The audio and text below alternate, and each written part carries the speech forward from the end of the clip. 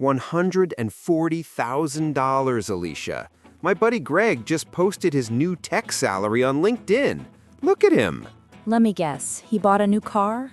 A brand new BMW. And he's wearing a Rolex.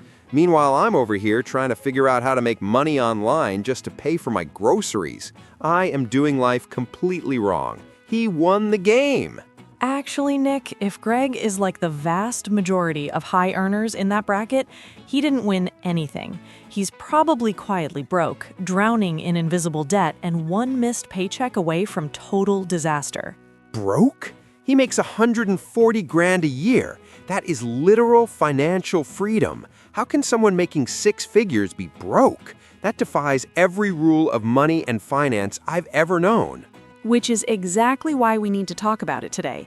Welcome back to the channel, everyone. If you're new here, this is where Nick and Alicia break down the brutal mathematical truth behind wealth. That's right. Usually when Nick invests, it's because he saw a shiny car or a cool watch on Instagram. And when Alicia invests, she uses data, behavioral psychology, and actual math to stop Nick from going bankrupt. Today, we are exposing the quietly broke epidemic. If you want to understand how to get rich and actually keep your money, hit that subscribe button. Seriously, hit subscribe, because true financial education isn't just about how to make money. It's about not acting like a total idiot once you finally get it. Okay, Alicia, explain this to me. $140,000 is a massive salary. That's easy mode. You would think so. We all have this outdated assumption that a $100,000 plus salary means you are rich. But the lifestyle that a $50,000 salary could buy in 1990 now costs $140,000 in major cities. But he still has so much extra cash. With that much income, you don't even need advanced financial planning. It's basically investing for beginners because the pile of money is so huge. Let's bring out the baseball bat of reality. You think earning $140,000 means he takes home $140,000. Well, minus a few bucks for taxes, yeah. Dead wrong. After federal taxes, state taxes, Social Security, Medicare, and whatever other deductions his employer creatively extracts, that $140,000 is actually about $95,000 in take-home pay. Ouch. Okay, but still. Wait, he lives in California, right? Or New York? San Francisco. Even worse, in a high-tax state, he's taking home closer to $85,000. Right off the bat, he lost nearly 40% of that impressive salary. That is a harsh lesson in personal finance. Fine, but $85,000 is still like $7,000 or $8,000 a month in cash hitting his bank account. When people ask how to budget, they usually only have like $3,000 to work with. He has $8,000. True. Let's do the math on that $8,000 a month. Rent for a decent one-bedroom apartment in a safe neighborhood in a major city, that's $3,000 right there. Okay, $5,000 left. Then there's the car, that BMW you mentioned, that's $700 payment. Insurance is another $200. Plus, he went to a prestigious university to get that high-paying job, right? Add $800 for student loans. So we're at $4,700, leaving him with $3,300. That is plenty of money. We haven't bought him food yet, Nick, or gas. Add $800 for food because his job is demanding and he's ordering takeout every night. Utilities are $150. Phone bill is $100. The fancy gym membership because he needs to network is $150. Streaming services are $80. Okay, but...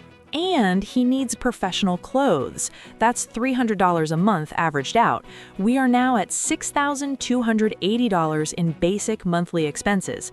He has $1,720 left. Wait, $1,720 for everything else? For everything. That $1,720 has to cover emergency funds, dating, entertainment, and actually building wealth. When people search for financial literacy for beginners, they learn to keep fixed costs low, but high earners skip that step entirely. So they are literally faking it? Faking it with invisible debt. Let's talk about the secret no one admits. The average American has about $9,000 in credit card debt. But high earners? I've seen people making $175,000 a year carrying $40,000 in credit card debt.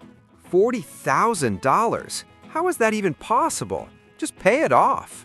Because when you have a high income and a good credit score, banks throw money at you.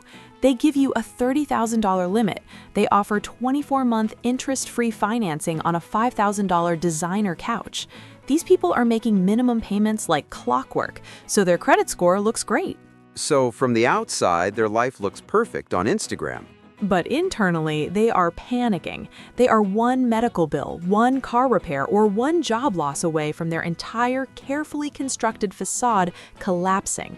This is one of the biggest money mistakes in your 20s and 30s, using debt to fund an illusion of success. Avoiding financial mistakes like this is what actually makes you rich.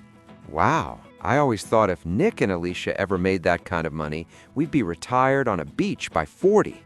But they aren't saving anything, are they? Let's look at retirement savings. The median retirement savings for households earning between $100,000 and $150,000 is only around $150,000 to $200,000. That sounds like a lot of money. 200 grand. Not if you are in your peak earning years and need to replace a high-income lifestyle. Here is the math that should terrify you. To maintain your current lifestyle in retirement, you need roughly 25 times your annual expenses saved up.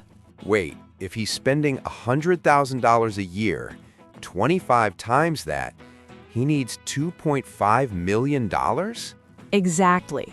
If you're 45 years old making $140K and only have $150K saved, you are not on track. You're barely on the platform watching the train leave the station. That is a massive failure in retirement planning. But doesn't his tech job offer a 401k match? That's literally free money. Yes, but here's the saddest part about this quietly broke class. Many of them don't even contribute enough to get the full employer match on their 401k. You're kidding. They leave free money on the table? Because they look at their paycheck, realize that contributing 6% means losing a few $100s they need for their BMW payment or their expensive dinners, and they decide they can't afford it. They are turning down free wealth because their lifestyle is too expensive. So instead of putting that money into the NASDAQ, they give it to a landlord and a car dealership. That is insane. I always thought learning how to invest was the hard part, but the hard part is just having money left over to invest. Exactly. The real secret to financial freedom isn't just about earning a massive salary. The difference between being quietly broke and building real wealth is keeping more of what you earn. Okay, so if someone watching is making six figures and currently having a panic attack because you just described their life, what do they do? Because clearly this requires serious financial planning. Step 1. You need to get brutally honest. Not the lifestyle you present on LinkedIn, but your real numbers. What is your actual net worth? How much debt do you have? You cannot fix problems you refuse to acknowledge. Right. You can't master personal finance if you're lying to yourself. What's step 2? Step 2.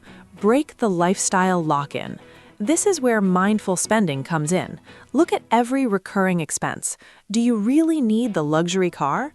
Downgrading to a reliable used vehicle could free up $500 a month. That is $500 you could be investing. Even the BMW? Especially the BMW. Think about it. Embracing just a little bit of frugal living now prevents you from working until you're 80. A slightly less trendy neighborhood could save you $800 in rent. I guess it's true. It doesn't matter if you want to know how to save money with low income or high income. The rule is the same. Spend less than you make. Precisely. And step 3, automate your wealth building. The moment your paycheck hits, money should automatically flow to your investment accounts, your emergency fund, and your 401k. Do not trust your future self to make good decisions when faced with temptation. Because if I see the money in my checking account, Nick invests in more sneakers.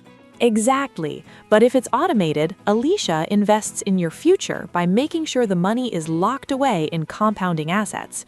You need systems to protect you from yourself. That is wild. So the $140,000 poverty line is real, but it's completely self-inflicted. It's a trap made of social pressure and bad math. It is a choice. Most high earners will watch this, nod along, and change absolutely nothing. They will go right back to stressing about budgeting while pretending everything is perfect. But for the few who actually take action, your financial future just changed. Because once you combine a high income with actual discipline, you become unstoppable. That is true financial independence. Exactly. You have the income advantage, now you just need the discipline advantage. Stop comparing your behind-the-scenes reality to everyone else's curated Instagram highlight reel. Man, this completely changed my money mindset. I'm actually glad I drive a 10-year-old Honda now. At least I own it. And that Honda is going to help you retire a decade earlier than your friend with the BMW. All right, guys, if you're tired of feeling broke despite doing everything right, it's time to change your strategy. In this video, we broke down the quietly broke reality behind six-figure salaries. This was a practical lesson in financial education. We showed you how lifestyle creep, social pressure, and small daily decisions turn into massive problems that silently drain your future. We also talked about how these patterns usually start as money mistakes in your 20s. Avoiding financial mistakes early on is the ultimate cheat code for wealth. Because honestly, investing for beginners isn't about picking stocks, it's about not sabotaging your own paycheck. If this video opened your eyes, make sure to hit that like button and subscribe. The path to real wealth starts with the truth. If you want more brutal truths from Nick and Alicia, stick around. And if you want to know what happens when you actually cross that magical income line without falling into the trap, you need to watch our next video right here. It's called The 100K Threshold, when money stress finally stops. See you in the next one. Remember, wealth is what you don't see. And don't buy the BMW, just put it in the NASDAQ. Peace.